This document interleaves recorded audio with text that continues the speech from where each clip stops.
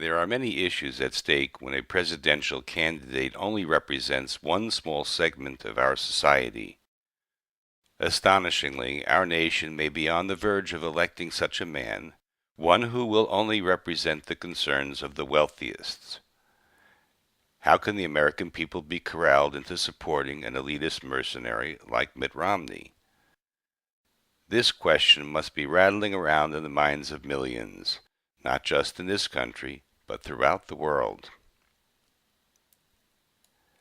The campaign against President Obama started even before he took office. Challenging his religious orientation, his national birthright, and even his patriotism, his accusers have dedicated themselves more to fanning the flames of hate and distrust, rather than seeking to help a nation in peril. Donald Trump's insincere ploy to run for president was just another charade used to promote suspicion against the president. Most of us know that by the time President Obama took office, the Bush administration had gutted the shared wealth of our country, leaving a war-torn nation in ruins and financial chaos. Yet while the nation suffered and oil prices escalated, the corporations recorded record profits. Many companies left Iraq after making huge profits, but the care for veterans and the nation who paid the bill for this unnecessary war were left holding the check. Rejecting another GOP administration was understandable, and electing Barack Obama offered our nation and the world a new and better direction. How easy is it to forget from where we have come?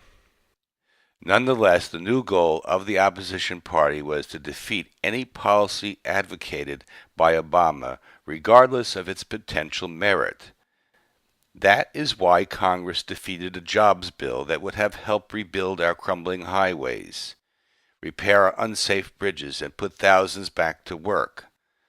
The possibility of allowing the sitting president credit for helping our nation was too repugnant for this GOP-controlled Congress. Several Republican governors even refused stimulus money for the same reason. Their selfish desire to spoil an economic recovery that was attributable to President Obama was more important than helping people in their own states. Throughout the past 4 years, Congress has denied support for almost every Democratic bill that would bring relief to a suffering nation.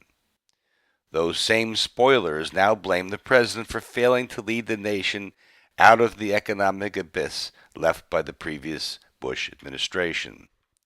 Some GOP supporters insist that if Congress will not stand by and support President Obama, we need to elect Mitt Romney.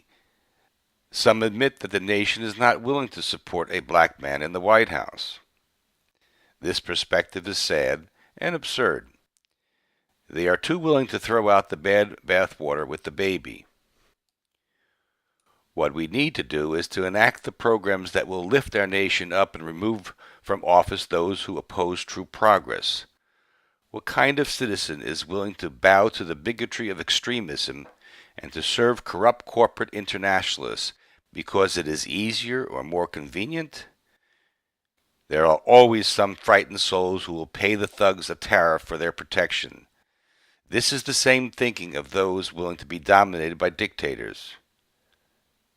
The clear choice between courage and cowardice is upon us in this election. Partisan politics has paralyzed our government and thwarted a fiscal recovery that would aid all the people, those on Wall Street and those of us who live on Main Street. Will Americans recognize this when they cast their votes? Will they even show up at the polls? Do Americans want a Romney-Ryan administration to finish the job Bush and Cheney had started? The destruction of the trade towers was heartbreaking. However, the worst devastation came from the war profiteering led by the Bush-Cheney regime. The phony stories about weapons of mass destruction were used to manipulate a frightened and angry nation into a war in Iraq, which cost us lives, limbs, trust, and national treasure. Betrayal by our own leaders is worse than an act of foreign terrorism. Using war and business to sell out the American people has left our nation in despair and economic shambles. And this was the setting that invited Barack Obama into the White House. Have we already forgot this? Will we repeat this mistake again and go back to the policies that have bitterly failed us before? Crafted by powerful corporations under the banner of the Tea Party, this so-called grassroots revolution against Obama and liberalism has harnessed religious intolerance, racism, homophobia, and xenophobia. It is only for this reason that the issues of illegal voting, gay marriage, women's rights, birth control, and immigration have recently come to the forefront again. Yes, election time is nearing, and the time to divide the voters has come. In order for a small, elite population of billionaires to control this nation, they must cultivate discord and intolerance for religious and cultural differences, for ethnicity, race, class, and sexual orientation. It is only by fragmenting the voting population, by using fear of others and fear of economic demise, that a small gang of wealthy corporatists can hope to gain more control of the government.